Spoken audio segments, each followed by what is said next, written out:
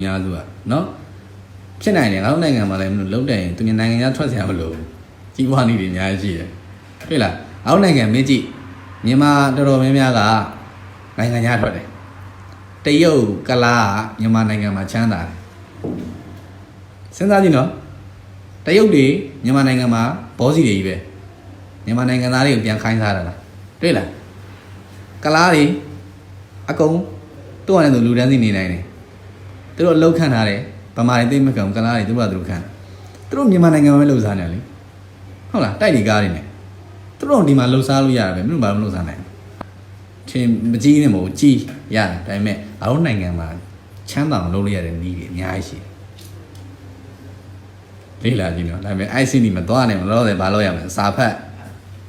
ခိုင်းတယ်ဘာလို့ဖတ်တာမင်းတို့ရဲ့အတွေးခေါ်ပိုင်းတွေမကောင်းလို့ကောင်းလေ့ကျင့်ခိုင်းတာအတွေးကောင်းမှရလက်တွေကောင်းလာမှာလောက်ရက်တွေပြောင်းလာမှာဟုတ်လားအရင်ကနေတာတီလီချဖို့ဘာလို့တီလီချဖို့ဖြစ်လဲအတွေးခေါ်တွေမကောင်းလို့လေနေတိုင်းခဲ့တဲ့ပတ်ဝန်းကျင်ကမကောင်းလို့လေပေါင်းသင်းခဲ့တဲ့ပေါင်းသင်းကမကောင်းလို့လေမဟုတ်လားအဲ့ဒါဘာလို့ဆိုတော့ငါတို့ကကောင်းဆိုရင်ဒီပတ်ဝန်းကျင်ပြောင်းတယ်လူကောင်းတွေနဲ့ပေါင်းတယ်ဆရာကောင်းသမားကောင်းနဲ့တွေ့တယ်ပြီးတော့အဲ့တွေတွေမကောင်းတဲ့တွေဖျောက်ချင်လို့စာတွေဖတ်တယ်အတွေးသစ်တွေရလို့ရအောင်အမြင်သစ်တွေရအောင်အတွေးကောင်းတွေရအောင်ပြီးတော့အဲ့အတိုင်းပါလို့လေလိုက်နာကျင့်သုံးတယ်လှုပ်ဆောင်တယ်ပြီးလည်းပြီးတော့မင်းရဲ့လှုပ်ရက်ကကောင်းလာတော့မင်းကလူယုံကြည်မှုပုံများလာဟုတ်တယ်မလား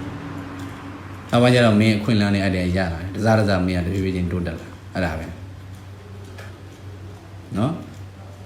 ဒီကမင်းတို့အရင်ကပြောတယ်ကိုယ့်ရဲ့ personal brand ကိုယ့်ရဲ့ကိုယ်သွင်းတဲ့ပတ်သက်ရင်ကိုယ့်ရဲ့ကိုယ်ချင်းတဲ့ပတ်သက်ရင်တိဆောက်ကောင်း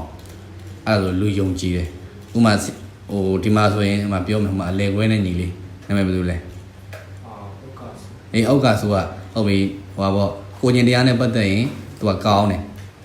ဟုတ်လားတဘောတည်းပြောတာကောင်းတယ်ဆိုလို့ရှိရင်သူနဲ့ပေါင်းနေတဲ့တင်ငယ်ချင်းပေါင်းနေရမှာဖြစ်တယ်အဲ့တော့ငါ့ကိုခက်ခဲလေးရှိလို့ပါပတ်စံလေးရှိပါအောင်ပြောသူက personal life ကောင်းတယ်လေ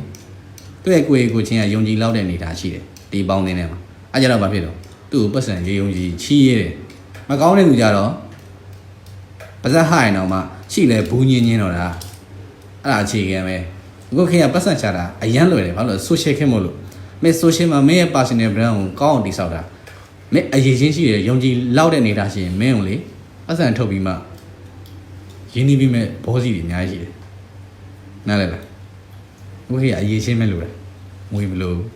ဟိုအရင်ကငွေဝင်နဲ့ရင်းပြီးတက်ရတယ်အခုကအရေးချင်းမဲ့လို့လေ personal brand ကိုကောင်းအောင်တည်ဆောက်